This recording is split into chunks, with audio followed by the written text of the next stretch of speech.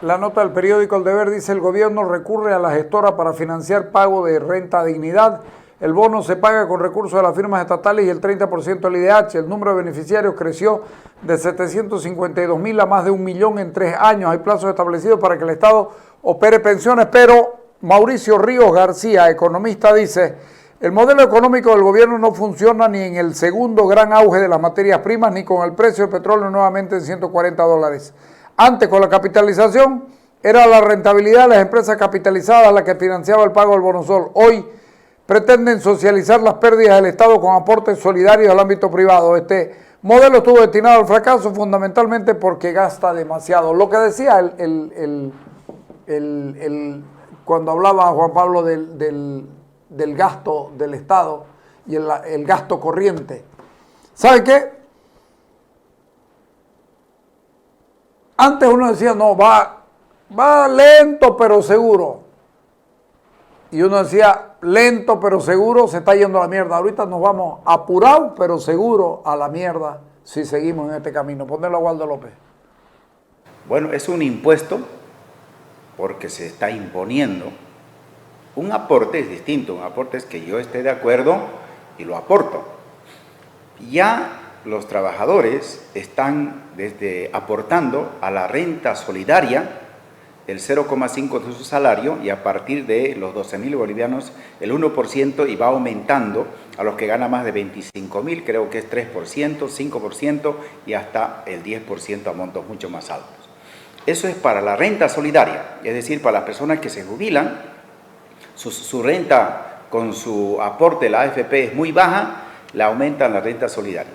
Pero eso a los que ganan, digamos, más o menos cercano al salario básico, ¿no?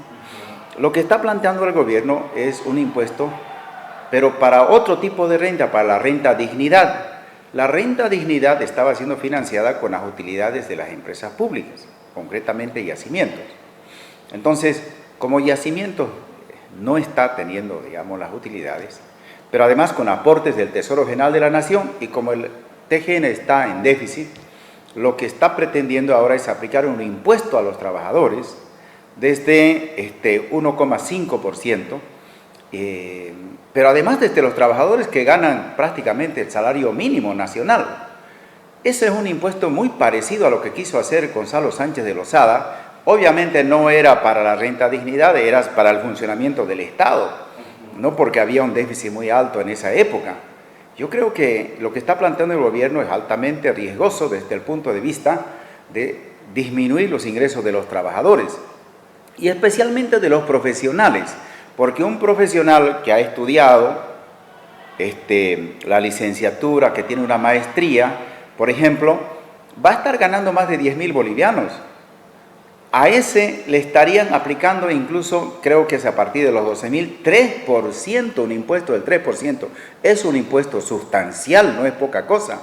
En esta época de crisis, que a un profesional, a un técnico, o por último he escuchado, digamos, que hay sueldos de trabajadores mineros que están ganando 15.000 bolivianos, le van a descontar el 13% a título de que es un aporte solidario. Todos somos solidarios, nadie va a decir que no es solidario, pero podemos ser solidarios con aportes voluntarios, no con aportes obligatorios. Entonces creo que esto, para mí, el contenido puro es impuesto. Si se hace, yo creo que los parlamentarios al discutir esto, van a tener que primero aclarar de que se trata de un aporte o un impuesto. Esto para mí es un impuesto, claramente es un impuesto. Y así debiera plantearlo el gobierno, que quiere un impuesto para llegar a ser sostenible la renta dignidad, que por cierto es muy necesario. No se puede eliminar la renta dignidad, porque de esa manera hemos reducido considerablemente la extrema pobreza, porque hay ancianos, hay personas que no tienen ni siquiera para poder alimentarse. Entonces, que les llegue la renta dignidad mensualmente es una sobrevivencia en realidad para ellos. Entonces, en mi criterio, lo que se está haciendo aquí es meter las manos a los bolsillos de los trabajadores, pero además los que ganan lo más bajo en Bolivia, ¿no? Da señales de que hay desesperación, que la economía no está bien en el país y como sea el gobierno quiere captar recursos. El modelo se basaba en la redistribución de los excedentes a partir de los sectores estratégicos. Claramente en toda la bibliografía que han presentado eso. Y quienes consideran sectores estratégicos para el gobierno es hidrocarburos, minería, también los recursos del medio ambiente, pero esos sectores en este momento no tienen excedentes, porque se han ido agotando los yacimientos. No, los precios internacionales son mejores que nunca, pero ya no hay gas para exportar. Con los volúmenes que había cuando entró don Evo Morales, este país sería distinto, el gobierno estaría realmente en otras condiciones. Pero como se redujo, se está terminando, digamos, los volúmenes de gas, la producción ha ido disminuyendo y pese a que los precios internacionales como nunca son altos, la recaudación ya no es suficiente. Entonces el gobierno tiene que pagar subvención de los hidrocarburos, de importar diésel y gasolina. Y es una subvención que este año va a rondar los 1.000 millones. Entonces, no tiene recursos para la subvención y no va a tener recursos también para la renta dignidad. Entonces, el modelo ya no funciona desde ese enfoque. El gobierno tiene serios problemas de liquidez. Por eso es que incrementa salario obligatorio para el sector privado, pero menos para el Estado, como si la inflación solo llegara a los trabajadores del sector privado. La inflación también golpea a los trabajadores del sector público. Es una discriminación. Yo no sé por qué el sector público no hace un amparo en el sentido de que ellos son trabajadores y no puede haber una discriminación negativa. Hay discriminaciones positivas para sectores que son vulnerables, pero esta es una discriminación claramente negativa para los trabajadores del sector público.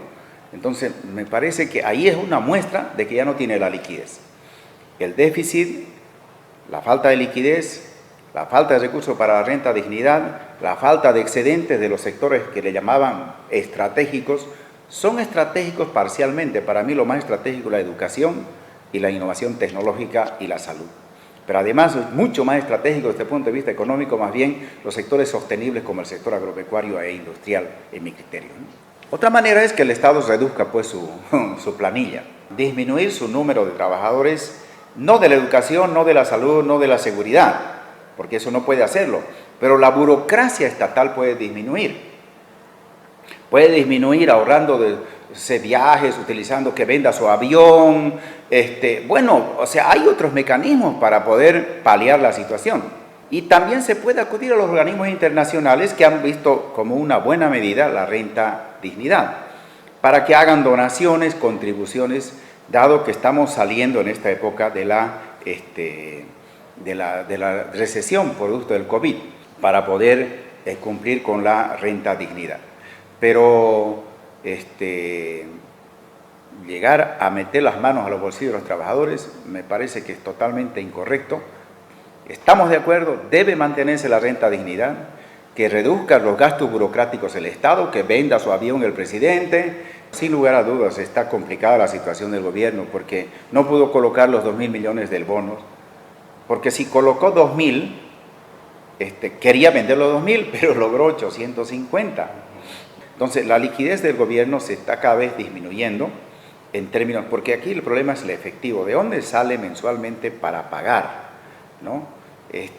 Y eso cada vez se está cortando y le está generando ya dificultades al gobierno y por eso es que plantea este tipo de impuesto, porque si tuviera posibilidades de financiarlo no acudiría sinceramente a este impuesto. Es un impuesto al salario, en otras palabras, algo, no es igual, pero es algo semejante a lo que hizo Gonzalo Sánchez Lozada y le costó el cargo, ¿no?